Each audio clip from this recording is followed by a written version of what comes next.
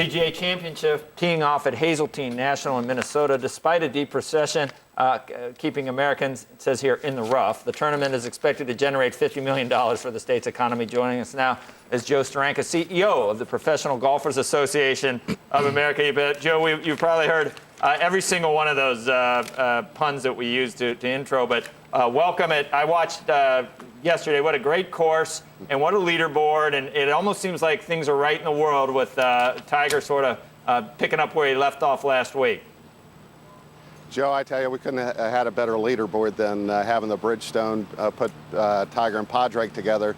And you know, you get here to the Twin Cities, you get to a major championship, and you would not know there's any economic downturn. We've had our largest galleries in 5 years of the PGA Championship. Except maybe the sponsors. I don't know if you saw that piece in the Journal the other day that none of the tents have any names on them. One guy kiddingly said that I'm just going to put tarp recipient tent on some of the on the sign so that you would know that not to ask who was sponsoring the tables.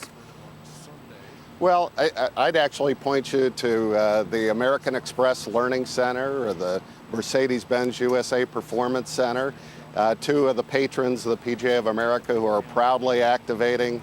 Not only do they have their product on display there, they're using PGA professionals to give expert lessons and analysis. You know, we can even help you with your golf game, Joe. No. I've tried everything. And do you have a psychiatric unit? Maybe they could. That's what I need. Or I might actually need surgery, lobotomy. I understand what you're saying. You got to put the face on, Joe. But can you give us any examples of what we're talking about, where either the recession or at least the stigma of sponsoring a golf tournament has come to fore with the PGA this year? Yeah, it's something that Tim Fincham and David Fay and I all worked on. Certainly the rhetoric around Northern Trust sponsorship earlier this year was, in our words, inexcusable. Sports marketing works. It's proven to be, year over year, one of the most efficient ways of developing relationships with your customers, building your brand with a great demographic. And so we see that as a cycle.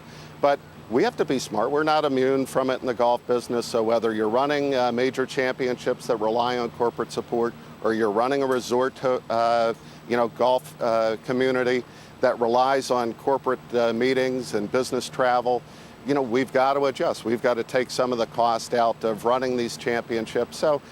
And provide probably a lower point of entry for companies to come in and still do their entertaining, because it works when you get customers and prospects out here in a major championship and see, you know, 98 of the top 100 players in the world. All right, Joe, thank you. We got some data hitting it at 8:30, so we got to play it safe. We got to make sure we get to that on time. But Tiger in the lead. He doesn't usually relinquish it, so we'll have to watch.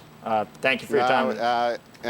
And Joe, a shout out from Corey Pavin, our Ryder Cup captain. He said to say hello. Easy. I think Colin Montgomery his opponent is warming up there in the background. I saw him. Yeah, tell Corey hi from me too. Thank you. See you, Joe. Thank you.